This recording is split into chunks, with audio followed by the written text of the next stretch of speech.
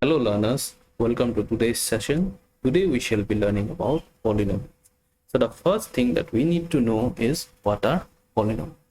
So polynomials are algebraic expressions in which the variables have only non-negative integer power. So basically when we say or talk about polynomials, we understand that those are algebraic expressions and the variables are non-negative integer power. So when we say non-negative integer power, we mean 0 along with the positive integers. Okay, 0 along with the positive integers. So when we say 0 along with the positive integers, we mean the whole numbers.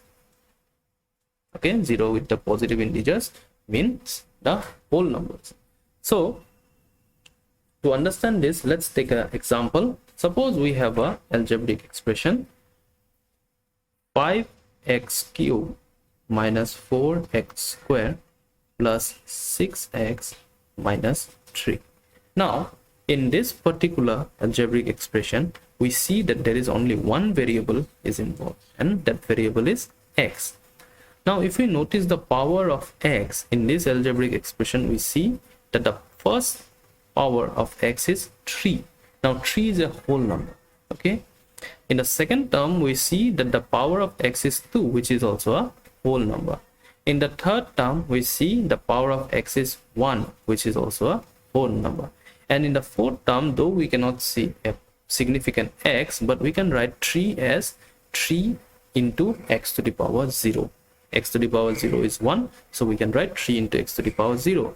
Out here also the power of x is a whole number. So by definition, this particular algebraic expression can be called as a polynomial. Okay, this can be called as a polynomial. Why it can be called as a polynomial?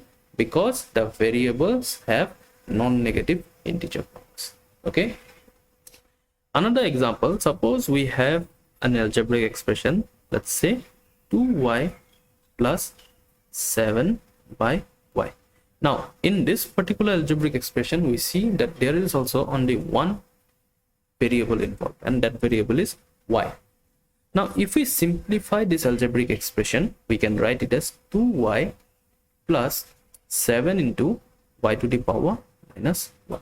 Okay, now if you notice the exponential power, we see that the first term is having y raised to the power of 1, which is a whole number. But in the second term, we see that y is raised to the power of negative 1, which is not a whole number. So by definition, we know that the variable should be non-negative integer power. So this particular algebraic expression is not a polynomial. Okay, this is not a polynomial. Now the next thing that we need to know is what are the terms of a polynomial. So when we say the terms of a polynomial, what do we understand by that? So the terms of a polynomial are the parts of the equation which are generally separated by plus or minus sign. So when we say or when we talk about the terms of a polynomial, we need to understand that those are the parts. Okay, those are the parts of the equation, and those are separated by the plus and the minus sign. So let us take an example. Suppose we have a polynomial 4 plus 9x minus 5x square y plus 3 by 8 xy. Okay, this is our polynomial. Now by definition, what will be the terms? So this particular polynomial is having 4 terms. The first term is 4. Okay, the first term will be 4. The second term is 9x. Okay, this is the first term, this is the second term. Okay, the third term will be minus 5x square y. Why minus 5x square y? Because by definition it is said that it is generally separated by plus or minus sign. So that is why the third term will be minus 5x square y, and the fourth term will be 3 by 8 xy. Okay, this will be the fourth term.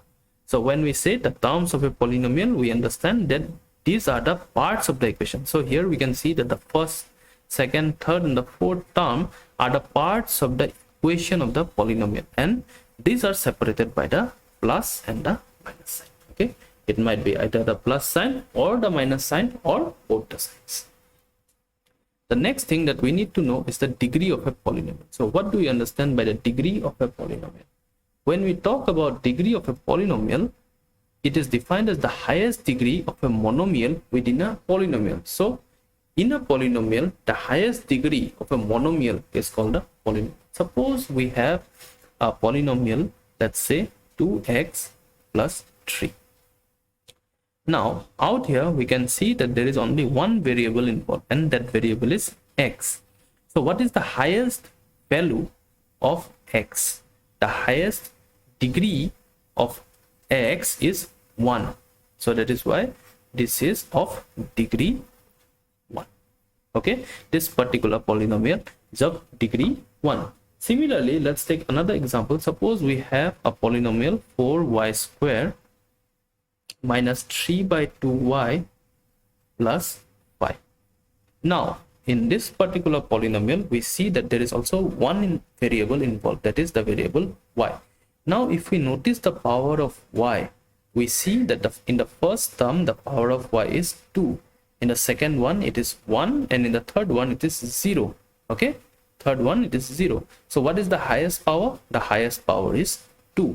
So that is why the degree of this particular polynomial will be degree 2. Okay, in some cases there might be more than one variable. In these two particular examples, we got only one variable, that is x or y. Okay, but in certain cases there might be more than one variable. So suppose we have a polynomial, let's say 7x cubed minus 5x square y square plus 3xy plus 6y plus 8. Okay, now in this particular polynomial we see that there is two variables. What are those two variables? Those two variables are x and y. Now in dealing with this type of polynomials in which there is more than one or there is more than two variables, what we need to do is that we will sum the powers of the variable in each term, and the highest sum is called the degree of the polynomial. So that means suppose in the first term we have only one variable, that is x. Now what is the highest power of x here? The highest power of x is 3 here. Okay, in the second term we see there are two variables. Okay, so the two variables are x and y. So what we'll do is that we'll plus the powers of both the variable. So that means here x is raised to the power of 2 and y is also raised to the power of 2. So that means the power will be 2 plus 2 equal to 4. Okay, in the third term also we see that there are two variables involved. Those are x and y, and both are raised to the power of 1. So if we add both of this, then we get the power 1. In the fourth term we see that there is only one variable, that is y, which is raised to the power of 1. So the power will be 1. Okay, now if we see here, then we see that the first term is giving us the value 3, the second term is giving us the value 4, the third term is giving us the value 1, and the fourth term is giving us the value 1. Okay, so the highest power in this polynomial is 4. Therefore this particular polynomial is of degree 4. Okay, so with this we come to the end of today's session. In the next video we shall be dealing with exercise 2.1 of our NCERT textbook, which deals with polynomials. If you like this video, please like, comment and share amongst your friends, and subscribe to our channel so that you do not miss the next updates. Thank you.